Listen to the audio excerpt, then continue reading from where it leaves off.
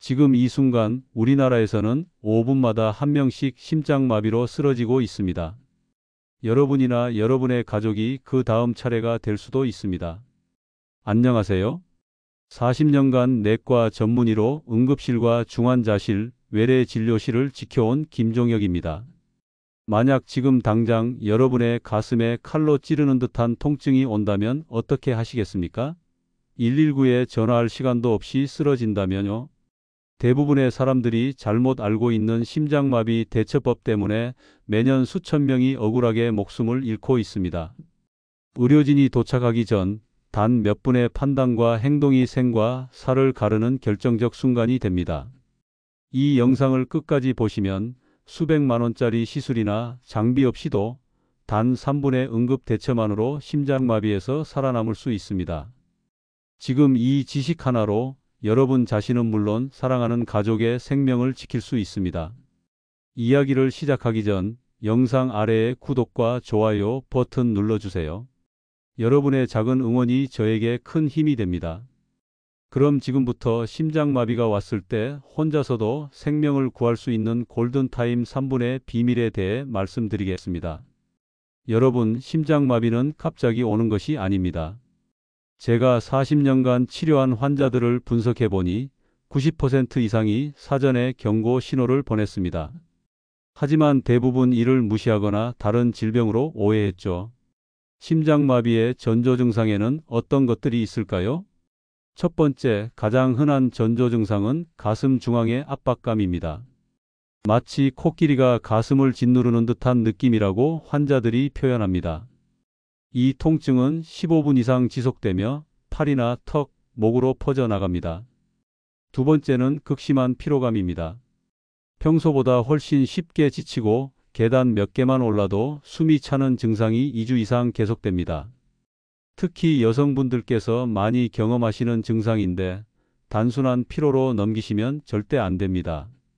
세 번째, 소화불량과 메스꺼움입니다. 많은 분들이 체한 것으로 오해하시죠. 하지만 평소 소화가 잘 되던 분이 갑자기 며칠간 속이 더부룩하고 구토감을 느낀다면 의심해 봐야 합니다. 네 번째는 식은땀과 어지럼증입니다. 별다른 활동을 하지 않았는데도 온몸에 식은땀이 나고 현기증이 자주 발생합니다. 이는 심장이 제대로 펌프 역할을 하지 못해 혈액순환에 문제가 생겼다는 신호입니다. 다섯 번째, 수면 중 숨쉬기 곤란입니다. 갑자기 숨이 막혀 잠에서 깨거나 베개를 높게 베야만 잠들 수 있는 증상이 나타납니다. 마지막으로 가장 위험한 신호는 극심한 불안감입니다. 원인 모를 공포감과 죽음에 대한 두려움이 갑자기 엄습합니다.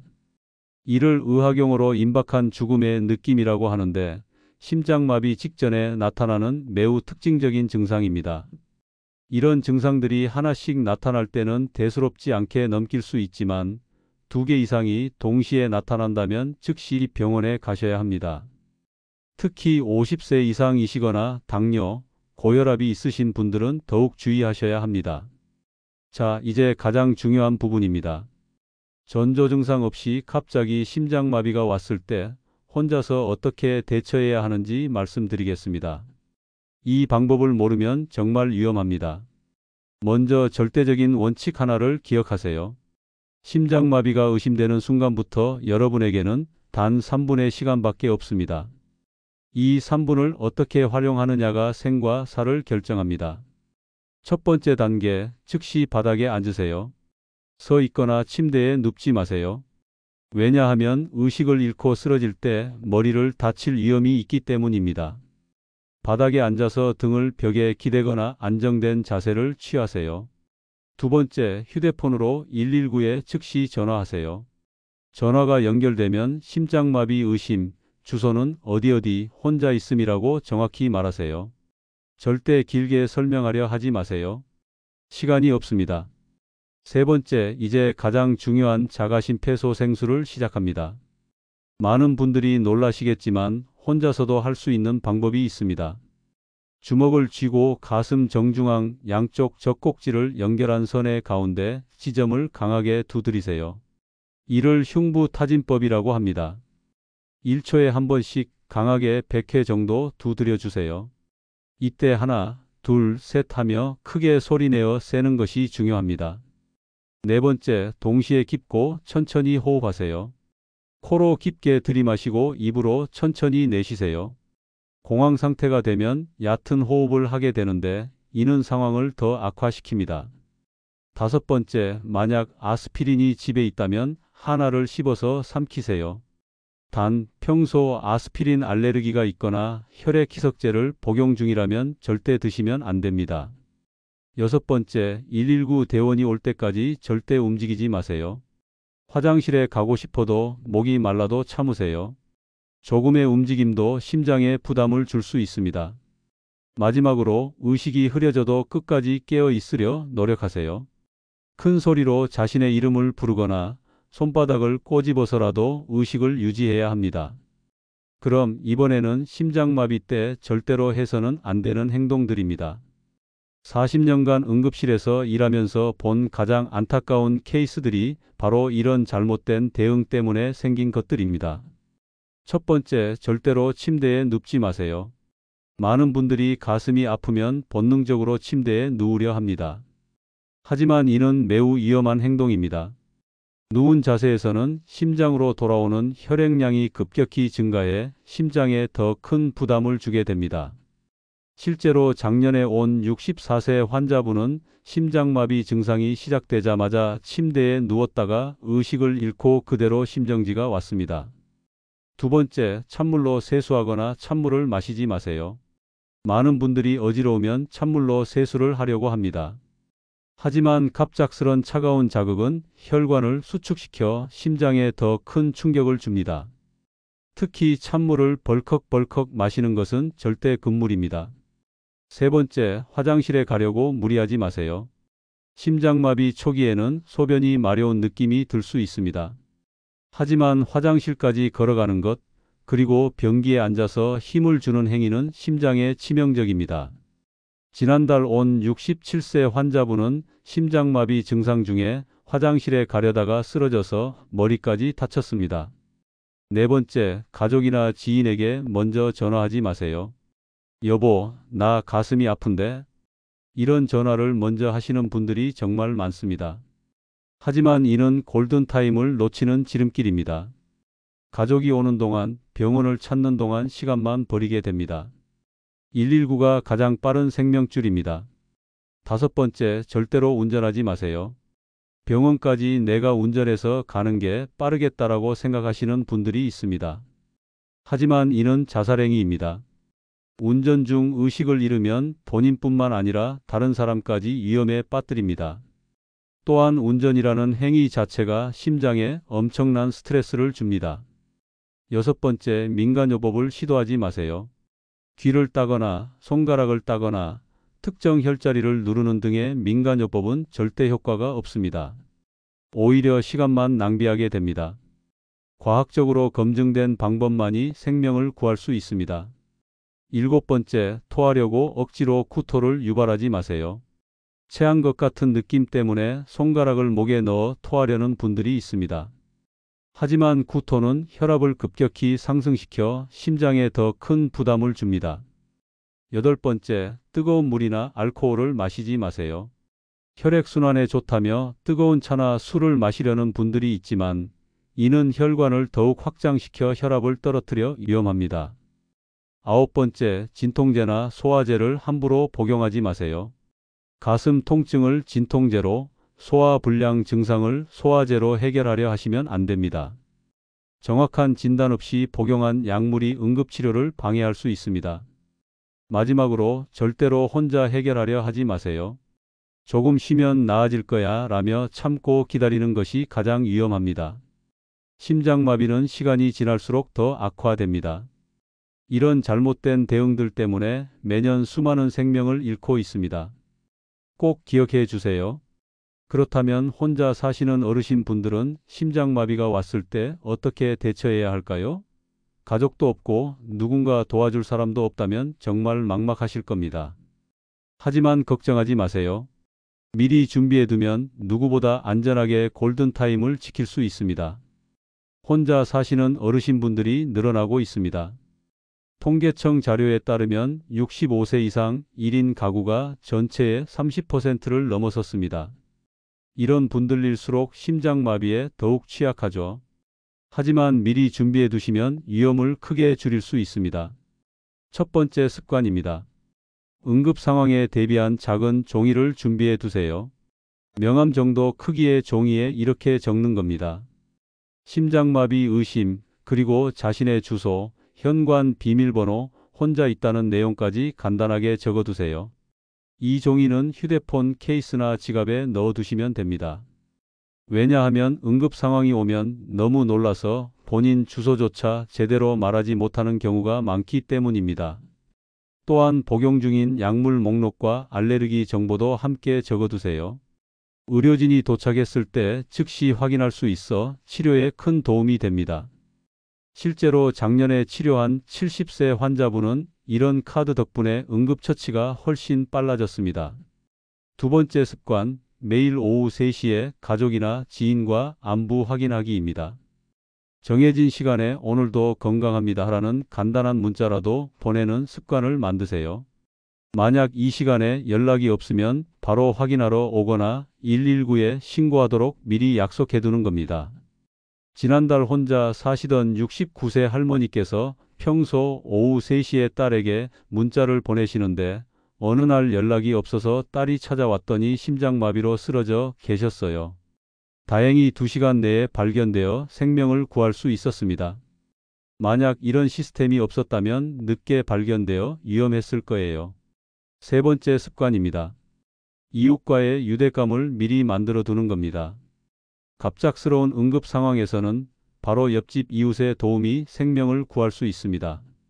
그래서 평소에 엘리베이터에서 마주칠 때 가볍게 인사하고 한 분 정도는 안부를 나누는 관계로 지내보세요. 혹시 며칠 동안 저희 집 불이 안 켜져 있거나 소식이 없으면 한 번만 문을 두드려 주세요. 이렇게 한마디만 나눠두는 것만으로도 위급한 순간에 큰 도움이 됩니다. 작은 관심과 유대가 혼자 사는 어르신에게는 가장 큰 안전장치가 될 수 있습니다. 네 번째 습관, 응급약품과 응급도구 준비하기입니다. 침실과 거실 두 곳에 응급함을 준비해 두세요.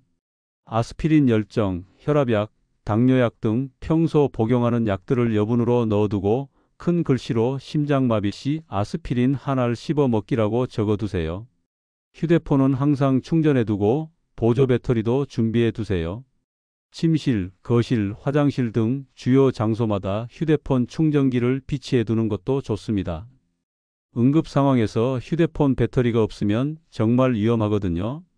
이런 준비들이 번거로워 보일 수 있지만 실제로 생명을 구하는 데 결정적인 역할을 합니다.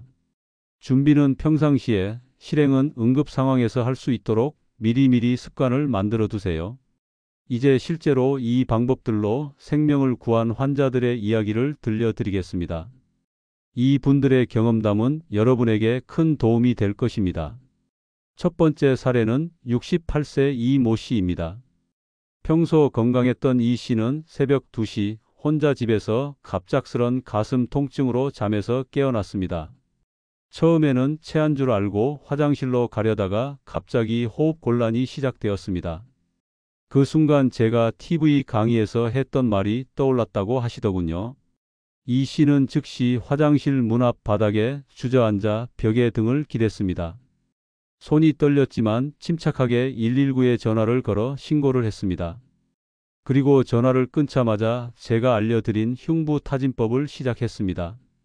처음에는 얼마나 세게 두드려야 할지 몰라서 망설였어요. 그런데 점점 숨이 안 쉬어지니까 정말 세게 두드렸습니다. 하나, 둘, 셋. 100까지 세면서요. 그러다가 119 대원분들이 오셨을 때 아직도 의식이 있네요. 잘하셨습니다. 라고 하시더라고요. 이 씨의 경우 특히 인상적이었던 것은 아스피린을 복용한 점입니다. 평소 두통약으로 아스피린을 상비약으로 두고 계셨는데 흉부타진을 하면서도 옆에 있던 아스피린 하나를 씹어 삼켰습니다. 병원 도착 후 검사 결과 심장 혈관의 70%가 막혀 있었지만 초기 대응이 워낙 완벽해서 내사나 심각한 후유증 없이 회복할 수 있었습니다.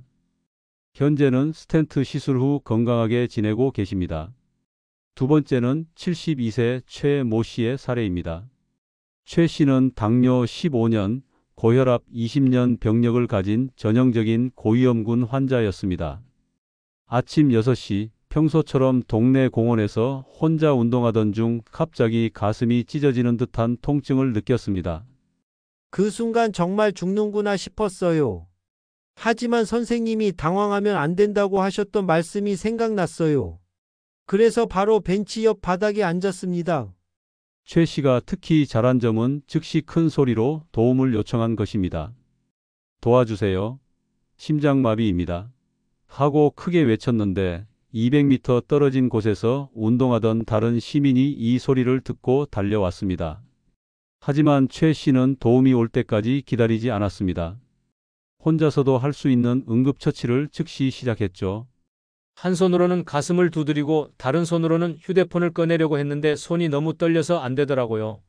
그래서 일단 가슴 두드리는 것에 집중했어요. 하나, 둘, 셋. 큰 소리로 세다가 시민분이 와서 119 신고를 대신해 주셨어요. 최 씨는 119 대원이 올 때까지 약 8분간 흉부타진을 계속했습니다. 중간에 의식이 흐려지는 순간도 있었지만 옆에서 도와주던 시민이 계속 깨어 있으세요? 라고 계속 말을 걸어줘서 의식을 유지할 수 있었습니다. 병원 도착 후 즉시 응급시술을 받았고 의료진이 놀랄 정도로 빠른 회복을 보였습니다. 이 두 분의 공통점은 당황하지 않고 체계적으로 대응했다는 것입니다. 그리고 무엇보다 포기하지 않고 끝까지 의식을 유지하려 노력했고 배운 것을 정확히 실행에 옮겼다는 점입니다. 여러분, 지금까지 제가 말씀드린 내용들이 그냥 지식으로만 남아서는 안 됩니다. 이는 여러분과 여러분 가족의 생명과 직결된 문제입니다. 심장마비는 예고 없이 찾아옵니다. 건강해 보이던 사람도 갑자기 쓰러질 수 있어요. 작년 제가 치료한 환자 중에 마라톤을 즐기던 55세 건장한 남성이 있었습니다. 아무런 전조 증상 없이 갑자기 심장마비가 왔죠. 다행히 옆에 있던 가족이 올바른 응급처치를 해서 생명을 구했습니다. 통계를 다시 한번 말씀드리면 우리나라에서 심장마비로 인한 사망률은 OECD 평균보다 높습니다. 그 이유 중 하나가 바로 올바른 응급처치에 대한 인식 부족입니다. 심장마비 환자 10명 중 7명이 혼자 있을 때 발생하는데 이때 올바른 대처를 아는 사람은 10명 중 1명도 안 됩니다. 더 충격적인 사실을 말씀드리면 심장마비 후 3분 이내에 적절한 처치를 받으면 생존율이 70%입니다. 하지만 10분이 지나면 생존율이 10% 이하로 떨어집니다. 이 골든타임을 놓치지 않는 것이 생과 사를 가르는 유일한 방법입니다. 제가 오랜 기간 의료계에 몸담아 오면서 느꼈던 가장 안타까웠던 순간들은 조금만 일찍 왔더라면 올바른 응급처치만 했더라면 하는 아쉬움이 남는 경우들이었습니다. 특히 가족들이 우리가 알았더라면이라며 후회하는 모습을 볼 때마다 가슴이 아팠습니다. 하지만 반대로 가장 보람찬 순간은 올바른 응급처치로 생명을 구한 환자와 가족들을 만날 때입니다. 선생님 덕분에 살았습니다 라는 말을 들을 때마다 이런 교육의 중요성을 다시 한번 깨닫게 됩니다. 여러분, 오늘 우리가 함께 나눈 이야기는 단순한 의학 정보가 아닙니다. 이는 여러분과 여러분이 사랑하는 사람들의 생명을 구할 수 있는 실질적인 생존 기술입니다. 가슴이 철렁하고 혹시 나에게도 이런 일이 생기면 어쩌나 두려우셨죠? 하지만 두려움보다 더 무서운 건 아무것도 하지 않는 것입니다. 심장마비는 예고 없이 오지만 대비는 지금 당장 할 수 있습니다. 그래서 제가 오늘 영상의 마지막으로 지금 꼭 실천해야 할 3가지를 말씀드립니다. 첫째, 가족들과 함께 이 영상을 공유하세요. 엄마, 아빠, 이거 꼭 한번 봐주세요.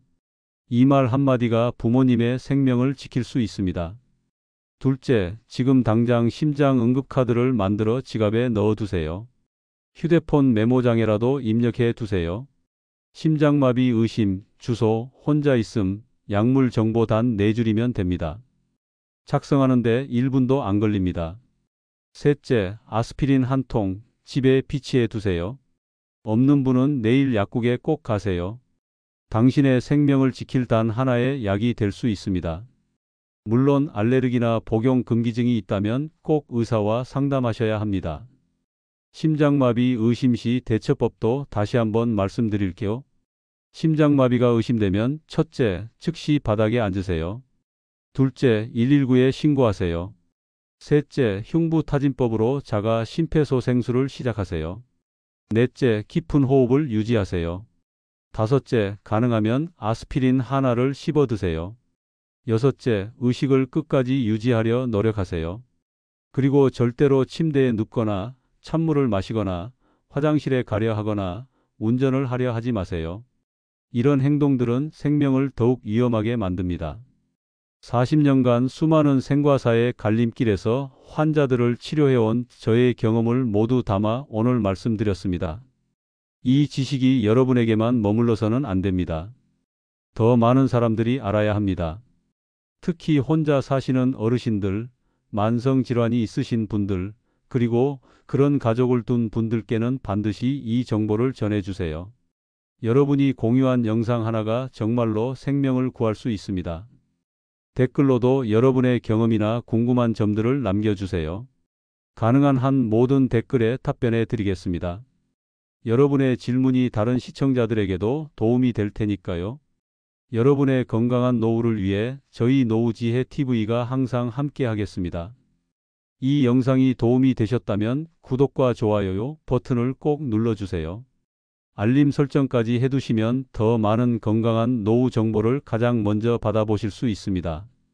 건강한 습관으로 10년은 더 젊게, 20년은 더 행복하게 사는 그날까지 노후지혜 TV였습니다. 감사합니다.